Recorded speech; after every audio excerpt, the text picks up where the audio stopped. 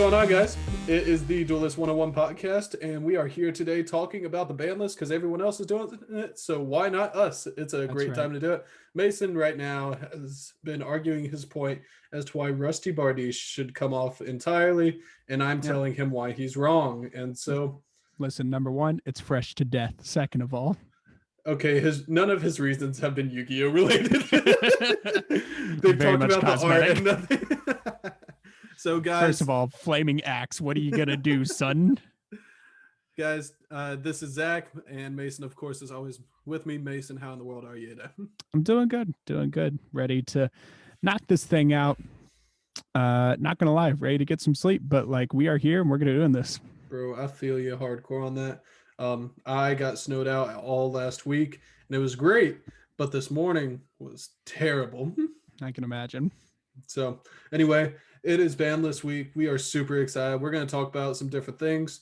I'm going to tell Mason why he's wrong on cards that need to come off. He's going to tell me why I'm wrong on cards to put on the list. And I might just make up something just for fun. So we'll see what happens. So, guys, welcome to Duelist 101. Ooh-wee, ooh-wee, ooh-wee, ooh-wee, ooh-wee, ooh-wee, ooh-wee. Raising the roof, and we're going. Terrible. All right, let's knock this thing. This is the part that like intros the video. It's just you That's going. Right. Make that the little Hey, so just out of curiosity, do you have us like gallery view, like side by side? On top of each other, actually. You should do gallery view. Yeah, that makes sense. There we are. Cool. Go ahead. Welcome back, you guys, to the Duelist 101 podcast. We are here weekly, always posting on Wednesdays because we cannot commit to anything on Mondays. So welcome back. As Zach was explaining in the intro, we are going to be talking about the ban list. This is absolutely going to be a shorter episode. Hopefully we mean that, and it's not like shorter episode that turns into a 45-minute discussion. So we're going to try to make it quick. Like that. So we have a few cards we'd like to slaughter and get out of the competitive game. Zach, lead on. All right, guys. There's several cards that need to go. And the first of all of these, if you guys have been aware of anything ever in the Yu-Gi-Oh community over the past few months, I'm tired of looking at VFD. Am I jealous that I don't have it and my friends do? No, that is not what it has to do with it all. I just really hate the card. To be honest, guys, the deck that I play doesn't even get hurt a whole lot by VFD. It's a trap-based deck, which means I'm going to wait after you waste a material and wait for you to use a second material the next turn, and we'll just see what happens. And so, all that to say, VFD, it needs to go. It's not fun. And something that's so nice about this game is that it's fun. And I'm not even saying that strictly out of opinion. Konami likes to go and make the top strategies more reasonable, and VFD is the kingpin of VW. So it's got to go. It's time. Now, the next pick here, in my opinion, is contentious. And the reason is because I think there's a better pick within the deck. And so that pick is Elixir of Scarlet Sanguine, right? And Mesa, I'll let you get the last 2 points here in just a second on That's this. Fine. So Scarlet Sanguine does this. It allows you to special summon Eldritch, the Golden Lord, from deck or graveyard. And that's insanely powerful. Don't get me wrong. I am not saying it is not crazy powerful. And I think part of the other reason it's so powerful, since it's a trap, you can go and activate its effect to banish in order to set a golden land spell or trap during your opponent's turn. I think that's why it's ban worthy, if there's a reason at all. If I'm honest, I like Black Awakening instead as the pick to get rid of. Am I mad that it's $15 a card for a card that nobody plays? Yes. But on the same token, Black Awakening allows you a special summon from deck and hand, right? You could play just the suite of Black Awakening and White Destiny and call it that. I don't know. If I'm honest, Sanguine's probably is a better card, but I like picking Black Awakening more since it can special summon from hand and deck. Um, I just think it's really really good, and so that would be my pick when it comes to knocking out the Eldritch strategy. I can't go against the Scarlet Sanguine pick if that's what you're like, if you are all up in arms about that one. So that's just my opinion. Some other top strategies we got to take care of though is like Drytron and Mason. What's wrong with Drytron? The lack of the use of the Drytron boss monsters. That's the problem. So Literally. we're I want to get rid of Cyber Angel Ben 10 really bad. I don't really think it's gonna happen, if I'm being honest with myself. Um, just because Drytron is still, a month newer than VW. Like VFD's been around for a long time, but and so is Cyber Angel Ben 10, but nobody's ever abused Cyber Angel Ben 10 to the extent that Drytron does. So Ben 10, if you don't know, creates insane card advantage by having no once per turn clause on it. Or if it does, it's like a soft once per turn. So it is ridiculous. you can activate the same effect over and over and over again in order to continue gaining advantage. With that being the case, I think that it would be a good enough hit to Drytron to allow Drytron to still do some of the things that it wants to do with, going into lake plays and going from there. However, I think the deck will be hit hard enough to at least have to rework what they do for the next couple months. Honestly, it's not the biggest problem in the world. Drytron's very beatable, but it is nice to, not make it so consistent. So, and then the last one I chose, I want to put Miscellaneousaurus down. I want to put Miscellaneousaurus to 1, probably. The only reason for this is because the reason I like Yu-Gi-Oh! Is the interaction of the game. And if I am looking at the game and you can literally drop a card that says, oh, by the way, you can't mess with me the rest of the turn. It sort of feels like VFD. Yeah, it kind of gives you that effect. And so, like, we don't have Called to the Grave anymore, so I can't answer with that. I can't do some of these different things that would help me to defend against it. So I think putting it to 1 will help make Dinosaur. Dinosaur's still plenty good without Miscellaneousaurus, and so I think it's only a matter of time before this thing gets shut out completely. But I think putting it to 1 for right now will be plenty for me. Yeah, I can definitely roll with that. I think that's absolutely true. And it's needed to happen for a long time. There's still people that play dinosaurs because that's their religion. After you start playing dinosaurs, you don't stop ever. That's true. Look at your boy, the Don Juan. Do I know the Don Juan personally, or have I ever communicated with him? No, but absolutely, it makes me really laugh that his character, as a being, he plays dinos, and it's really, really great. My man is the human personification of the ultimate conductor Tyranno. Dude's hilarious, though. I cannot blame him for it. So, anyway, that's really all we want to put on. And even some of these aren't awesome picks. I don't know. So, what are you trying to say, Zach? I'm saying Scarlet Sanguine isn't a fun pick to me. Oh, okay. Never mind. Sorry. So back up, Mesa. I ain't talking about Misk. All right, moving on.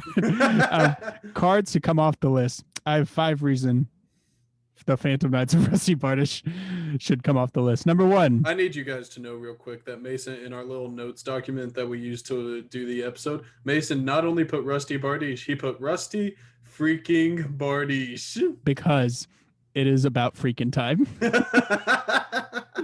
No. My thing, whenever I got into the game, I found out there was this really powerful Link monster that the Phantom Knights had. I also found out that I could not use it. So whenever I found that out, I was like, well, I wonder why it's banned. And it took some searching. Ugh. But it was kind of frustrating to look at like the combos and stuff and be like, to be honest, I don't think this is Rusty Bard's fault. Yes, it's a good effect, but it's not like it's a soft once per turn or anything. It's just very accessible using dark monsters. And most decks are not trying to play the garnets to their archetype to facilitate a Fogblade push. Like the Phantom Knight's Fogblade is good, but it's not that good. Right, like enough people play spell trap removal in today's day and age, they Mm-hmm. can get rid of it. Exactly. So realistically, I don't think Rusty Bard is that big of a problem. I don't know. Maybe they move him to the semi-limited list for now, but kind of as a quarantine zone before letting him run free. But I honestly think he's fine. You know. Yeah, and the whole reason that Rusty came off or got onto the list was because of Orchest, not because PK. That's right. It's because Orchest played a mamma jamma of all the PK cards. Yeah, along with Summon Sorceress, Nightmare Mermaid, all these different. Like Orchest got a lot of cards banned, just to let you all be aware. There's another card that we've talked about coming off the list, and Mason actually has an interesting theory. I will introduce the beginning of this card, and Mason, I want you to introduce later why you might not think it comes off. Something that a lot of people are talking about is Metal Foe Electromite, right? So if you follow Triff Gaming at all, first of all, he's really funny. I recommend. He flips tables a lot, and it's just funny to watch. He's a Pendulum player, and he loves Electromite. And Pendulum best deck, let's go. So the deal with Electromite is it's general. It's general for Pendulums, and it really helps them out as a strategy. Now, the thing about it, some cards, is that they are so general, and so it becomes a problem. And so Mason has a really interesting theory, and I think it actually makes a whole lot of sense for today's game, why Electromite would not come back. Mason? So here's my thought. The ban list, yes, it's designed to make competitive play more fair. However, that is not its only purpose. It is largely to sell product, as King Scarlet Yu-Gi-Oh recently mentioned in a TikTok video. I mean, he points out kind of a funny thing though. Konami uses the ban list to sell product at the end of the day. So, would it be good for Electromite to come back? Sure. To be honest, with the decks that are around today, I was not playing during like Pepe format or anything like that, or like Major Pendulum Magician format. So I could be wrong. But Electromite seems very good, but not the end all be all. With that, I mean, side note, I think it could come back to one, and honestly, it would not be the end of the world. But outside of that, if it doesn't, I think I know why.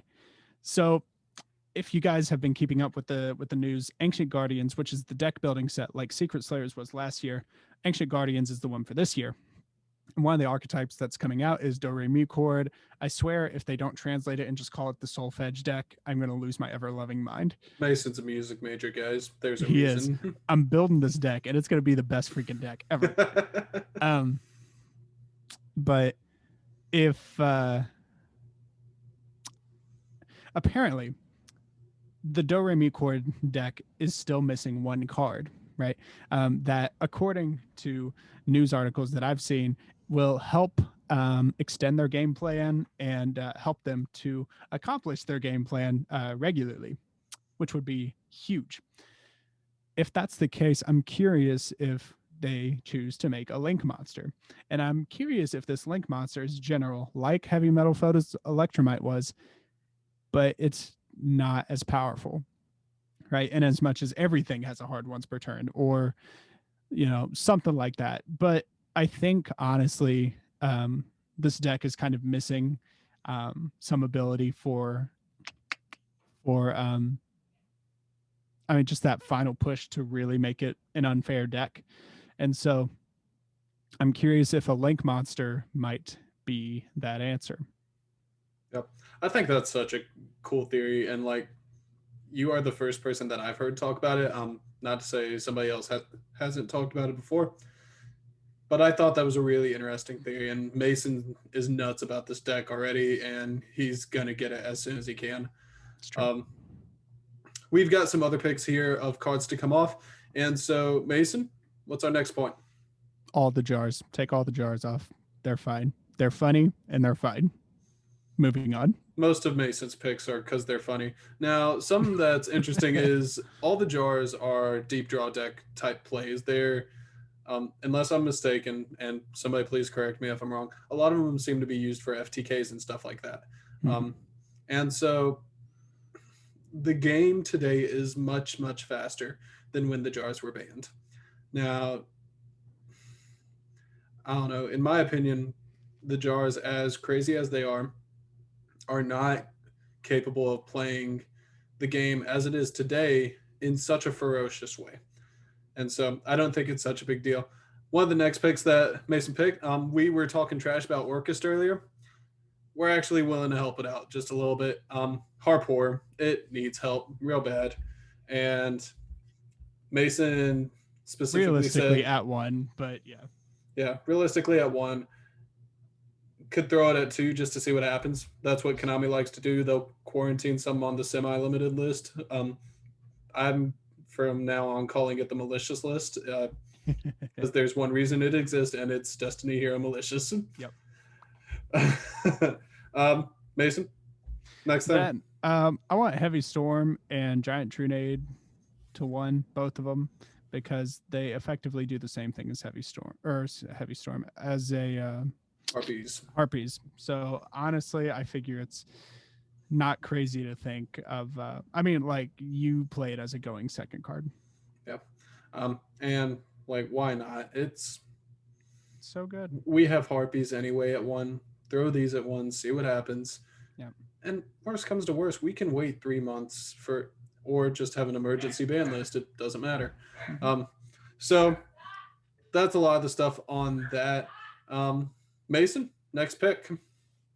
I'm gonna skip one that I had in here. It's not good. I said put Sky Striker Hornet drones up to 3. It's just funny, and it's way too good to be at 3. So it does not need to be at 3 to be. So like, here's the reason it's so good. It allows you to create Sky Striker Ace tokens, which can be used for the Link summon. It is ridiculous, and so Sky Striker needs help. They don't. So so the thing with Striker is that it's a control deck, obviously, but it's also so splashable. So if you can play 3 Hornet drones, now you have a Link engine within whatever the rest of your deck is, right? And that is a crazy advantage for you to have. And so it's a big thing. It's really, really nasty. Yep. I also put Macrocosmos and D-Fissure. Why not? They're fun. I actually support those. Control heavy format, might as well. Yeah. Bring back all the True Draco, True King stuff if VFD goes down, because the rest of the deck sucks. Yeah. Bring back the danger cards. This is my final one. Bring back the danger cards to 3. I just want Snaky Snake. We want Snaky Snake. We want the Jackalope, all of them. So, and honestly, Danger as its own deck is so bad anyway. So I mean, so terrible. But one of the cards makes me laugh every time I see the title. It is Danger, Excitement, Mystery. Like it's awesome. Like I think the deck could be cool. Like I would probably be interested in building it if I had that ability. But yeah, I mean the deck's just not good. So it's not. And like even using it as an engine piece, people use it in what FTKs, and that's it. And so, and the whole reason these danger cards are limited at all is because of Danger Thunder Dragon. Yep. And Thunder Dragon doesn't. So yeah, Colossus is gone. Even though we have a buddy that really wants Colossus to come back, it better not. I was reading it today. Do you understand how easy it is to summon? Tribute a Thunder effect monster and special summon this card. Yeah, exactly. The fact that like it does that and then immediately draw and locks your opponent would kill most people in today's game, and that's not it's okay. It's nasty. Nothing about it is safe. So danger cards are good. They're fun. Snaky Snake, Nessie, Jackalope, they can all come back. The rest of them are kind of garbage. I hate Chupacabra. It's my least favorite danger card. Yeah. requires you to have a danger. It's stupid. I don't So like point it. being, it's not a big deal if those come back. They're not good enough to be, all limited. Right. Any last thoughts, Zachary? Man, that's really all I got. If you guys have any ideas, let us know in the comments. All right. Cool. Yeah. Thank you guys for listening. Make sure to check out our YouTube channel hosted by Zach right here. That's right. I think we're just under, official Duelist 101 podcast or just Duelist 101 podcast. Duelist 101 podcast. Follow us, subscribe on YouTube. We also have Twitter, Instagram. Follow us on that. On Twitter, it is official Duelist 1 because I ran out of characters and I need to go back and change it. And on Instagram, it's Duelist 101, official Duelist 101 podcast, or just Duelist 101 podcast. Yep. There we go. So follow us on all that. We'd love to see you guys there. We'd love to interact. We get bored otherwise. I'm a teacher by trade, and I can only do 6th grade math so long every day, so please. Yeah.